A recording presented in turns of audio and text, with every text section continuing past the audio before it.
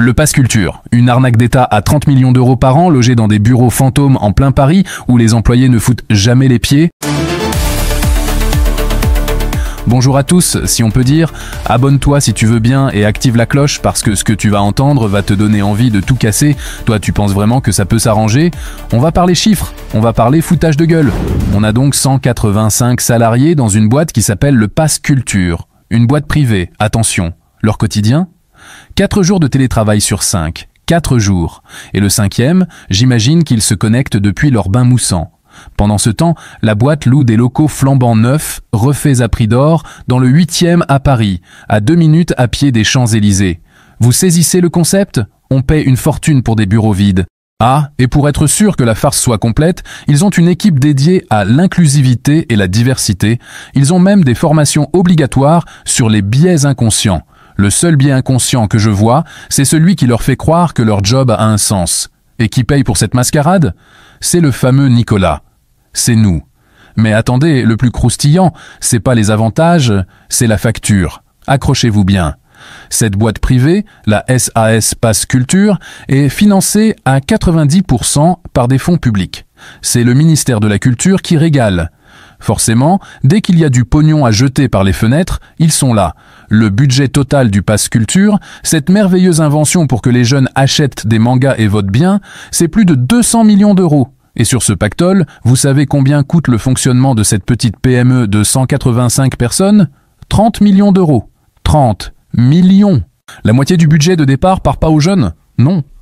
Ça part pour que des gens se la coulent douce dans des conditions que même un émir du Golfe trouverait excessives. Et vous savez ce qu'on fait avec 30 millions de vos euros? On se met bien? Très bien. Vous voulez les détails de la fête? La masse salariale, 10 millions d'euros. Pour 166 personnes à l'époque des chiffres, ça fait une moyenne qui frôle les 100 000 euros par tête, femmes de ménage comprises, j'imagine, une augmentation de 28% en un an. Le loyer des bureaux fantômes, 1,2 million d'euros, plus 150% d'augmentation pour des locaux où personne ne va. Les frais de bouche, parce qu'il faut bien se nourrir entre 2 siestes, plus 71%. Les frais de déplacement, pour aller de son lit à son bureau dans le salon, plus 45%. Mais comment on peut justifier ça? Comment on peut regarder les gens droit dans les yeux et leur dire « File-moi ton fric, j'ai une équipe de 185 personnes à payer pour qu'ils restent chez eux ?» On est à la limite du détournement de fonds publics, vous trouvez pas? Juridiquement, c'est blindé, évidemment. Ils ont les avocats pour ça, ils peuvent se les payer, mais moralement, c'est juste un braquage en col blanc, et le pire, c'est qu'ils se cachent même plus. J'ai vu passer des trucs financés par la mairie de Paris, du même tonneau. Des ateliers de concertation avec le vivant, avec dans les membres de l'association des êtres non humains. Je déconne pas. Il y avait boulot pleureur, coquelicot, jardin mousse et mycélium. Quand on en arrive à financer des discussions avec des champignons, c'est qu'on n'est plus dans la moquerie. C'est un bras d'honneur. Un bras d'honneur à Julie qui se lève à 5 heures pour aller faire caissière à Monoprix. Un bras d'honneur à Nicolas qui bouffe des pâtes dès le 20 du mois. On vous dit de vous serrer la ceinture pendant que ces gens s'offrent des conditions de travail de nabab avec votre argent. Ils se gavent. Et toi, t'as le droit de fermer ta gueule et de payer. Certains diront « Oui, mais toutes les boîtes de la tech à Paris sont comme ça ».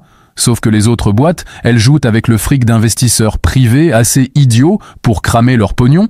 Elles jouent pas avec l'argent de tes impôts, l'argent qui devrait aller dans les hôpitaux ou les écoles. Le scandale, c'est pas juste les avantages, c'est qu'une entreprise privée gère ce truc. C'est que l'État sous-traite le gaspillage. On marche sur la tête. On paie des gens pour donner de l'argent à d'autres gens dans un pays qui est déjà ruiné. C'est lunaire. Alors la question, elle est simple.